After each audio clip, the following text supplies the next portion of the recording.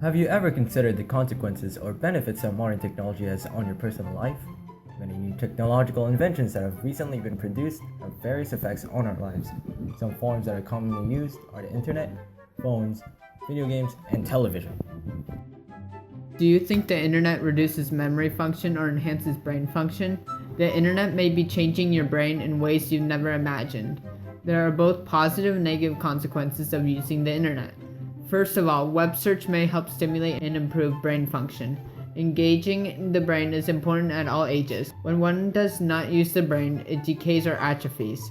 Additionally, as we age, the brain ages and slowly atrophies. When the brain atrophies, tissues start to degenerate and shrivel while the brain becomes less effective. As the brain atrophies, cell activity decreases, which may cause plaques and tangles that negatively affect brain function. The internet stimulates areas of the brain which have more positive effects than reading. Using Facebook actually increases memory because it is not passive and helps us learn to filter out what is important. Reading stimulates activity in the temporal, parietal, and occipital areas of the brain, while internet searching registers activity in the frontal, temporal, and cingulate areas of the brain, which are used for decision-making and complex reasoning. However, even with all these positive effects, the internet seems to take over our lives. There are people who are internet addicts, and like drug addicts, they cannot be away from the internet without experiencing withdrawal. Besides this, however, social media can enhance loneliness and jealousy when people consistently compare each other, and this can lead to depression. Also, too much information for teens on the internet causes overstimulation and the feeling of being overwhelmed, which can cause memory problems. Likewise, the internet can lead to overstimulation. On the other hand, when there are multiple sources all coming at you simultaneously, one experiences brain overload. We can be slowed down by irrelevant information. This cuts down on concentration and makes thoughts more shallow.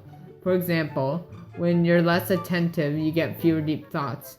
If, for instance, you're distracted in a relationship because of the internet, you might not be able to communicate or interact with your partner as much because your thoughts and mind are always relying on the internet. You may also forget to do things with your friends or your significant other because you are so immersed in the internet. You might not be able to determine what is important or credible from what is popular on the internet as well.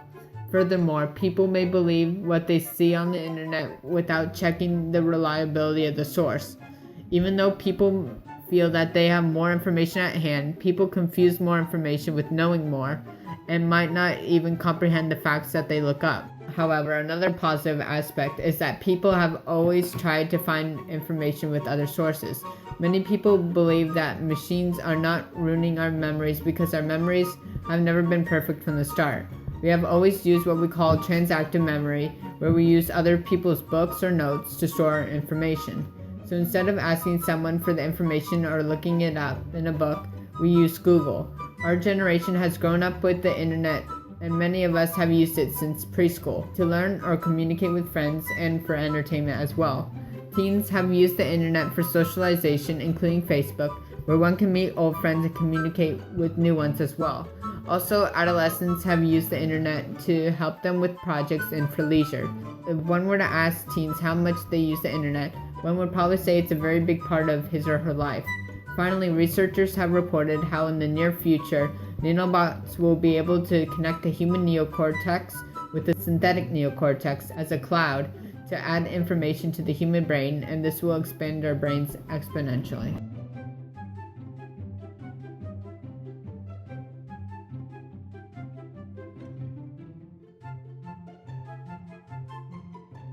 You often feel anxiety when you lose your phone or when a friend takes it. Cell phones have allowed us to do many things in our society today. Cell phones have very many positive and negative effects on our generation. Some positive contributions are easier and faster communication, entertainment, and portability.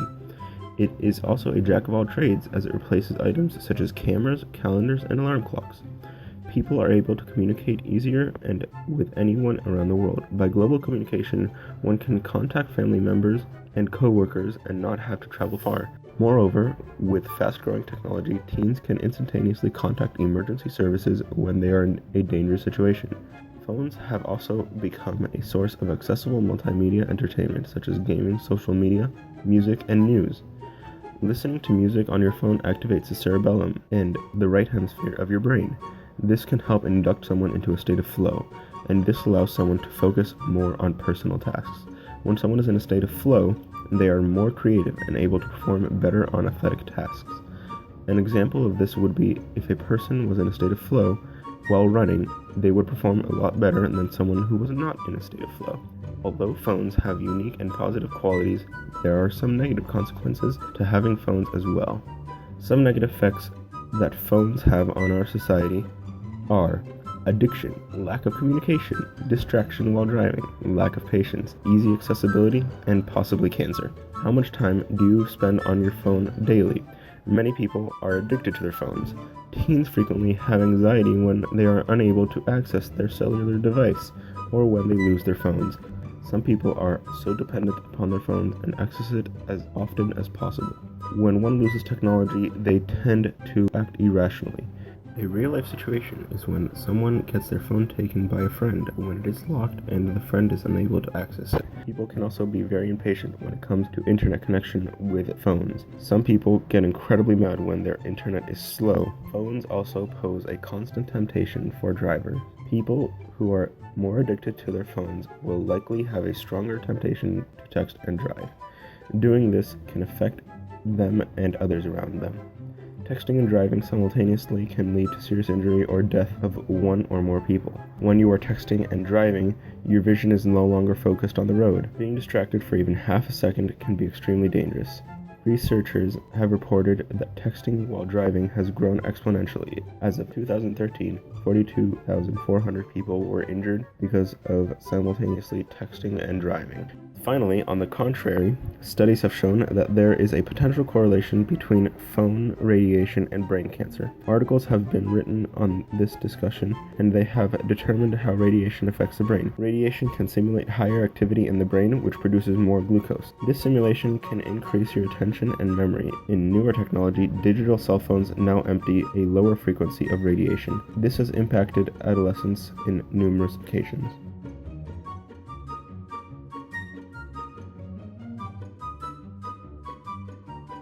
Television has various positive effects on the human brain. Television stimulates the frontopolar and medial prefrontal areas, as well as the visual cortex, hypothalamus, and sensory motor areas of the brain. Television has always been one of our pastimes throughout our lives. Research shows that television for up to 1 hour of viewing can be healthy in the brain because it helps reduce cortisol levels in our bodies, reducing stress. This is one of the few upsides, as well as being able to learn from educational programs and being able to use it in social events. Television can help people come together and learn different things, or by watching their favorite shows such as sports and different television series. Television can help people find common interests between people, which can help form friendships. Television does have a lot of downsides though. One may become addicted, lose a real sense of reality, and in excess may impair one's linguistic and social abilities. Also, when someone is addicted to drugs, games, or a television show, the chemistry of a person's brain changes according to their environment. If a person is addicted to TV, they will get an increased dopamine response when watching TV. This person will also feel anxious if they are not currently watching TV while they are in the same environment. This addiction to TV may cause someone to become distracted from tasks easily or prioritize watching television over doing other important things in their life. Television can also decrease the attention span of people using it excessively. Television is unhealthy in the sense that the media, such as commercials, shows, and other things, may portray something in the world in an unrealistic light. Television may lead someone to consciously or unconsciously believe more stereotypes in certain cultures or items in their lives. Television may represent untrue stereotypes of cultures through shows that aren't necessarily true. This may lead one to believe they know facts or things about other things in the world when what they believe isn't necessarily correct. This can be bad for teens and children because television shows may portray false information and eventually may lead that person to insult or offend someone of a different lifestyle or culture because of the stereotypes that television has shown them. Also, television puts pressure on many teens to look or act a certain way. This will lead people to believe that they need to look or act a certain way to be accepted in society. This is unhealthy for many teens because these norms can lead to eating disorders and sometimes depression because people can't always live up to these societal norms. Researchers also show that watching television can hinder one's linguistic ability as well as their socializing skills. If someone watches TV in excess, they may not be able to socialize appropriately because they conform to what people do on TV shows that they watch. This may not be the right or appropriate way to do so.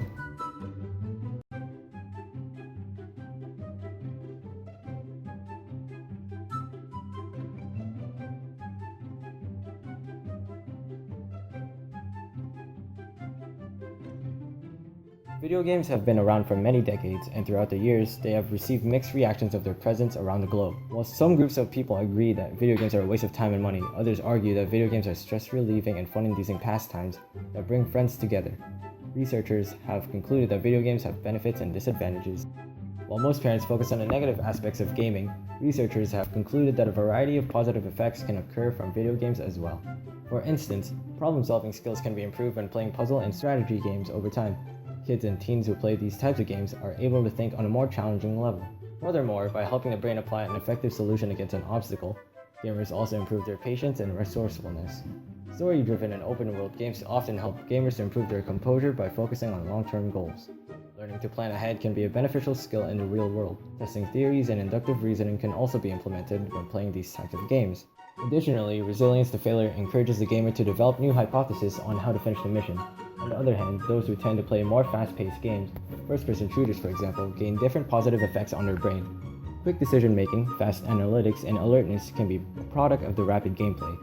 Many researchers have announced that those who play these fast-paced action games are potential candidates to be soldiers and surgeons for their accuracy and nimbleness during a situation. On TED Talk with Daphne Bavelier, she states that people make decisions based on constantly calculated and refined probabilities.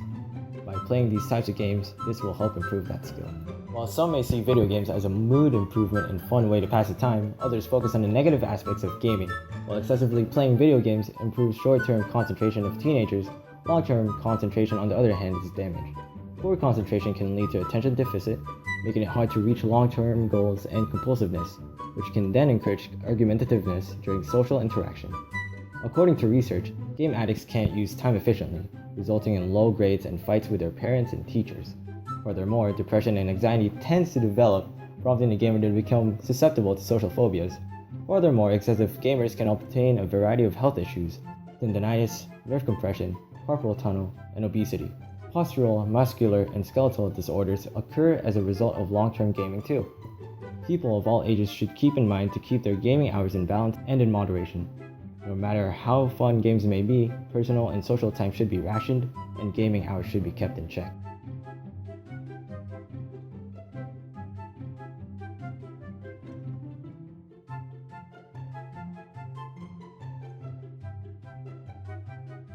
Overall, technology has provided us with benefits such as vast communicative opportunities, entertainment, and brain enhancement when used responsibly. On the other hand, technology can be addictive, cause social impairment, and reduce brain function when used excessively. Therefore, future technology will have the potential to greatly influence society in one direction or another, depending on how we use it.